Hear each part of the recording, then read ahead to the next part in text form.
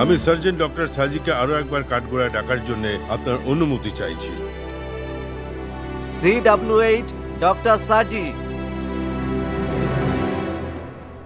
Doctor, আপনার postmortem report বলছে যে মৃত্যুর কারণ মাথায় মারাত্মক রকমের আঘাত লাগা। ইয়েস। আচ্ছা, ওর মৃত্যু কি বিয়ারের বোতল মাথায় মারার জন্য হয়েছিল? না স্যার, বিয়ারের বোতল দিয়ে লাগা চোট মৃত্যুর কারণ নয়। আমার মনে হয় মাথায় কিছু চোট লাগার কারণে বা পড়ে যাওয়ার কারণে মৃত্যু হয়েছে। তা না হলে কোনো মানুষ বোধহয় ওর মাথায় খুব জোরে আঘাত করেছে।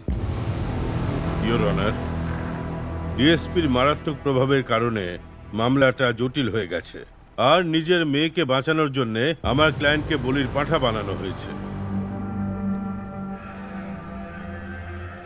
রিনা কিন্তু স্টিফেনকে ওকে মারবে বলে হামলা করেনি, ও আত্মরক্ষার জন্য করেছে। স্টিফেনের মতো লোক সোশ্যাল মিডিয়ার সাহায্যে মেয়েদের লোভ দেখায় আর ওদের ভবিষ্যৎ বরবাদ করে, আর এরকম ঘটনা রোজই আমরা দেখি। যখন আমার মক্কেল রিসর্ট গেছিল তখন ওর উদ্দেশ্য স্টিফেনকে মারা বা হামলা করা ছিল না। আমার মক্কেল ওই ঘরে এন্ট্রি নেওয়ার আগেই স্টিফেন মারা গেছিল।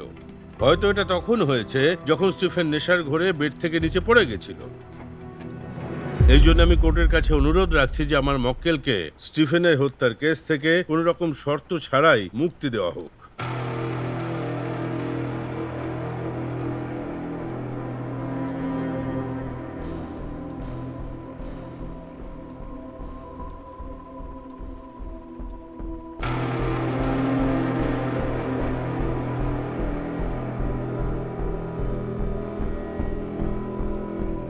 The prosecution miserably fails imposing the charge framed against the accused.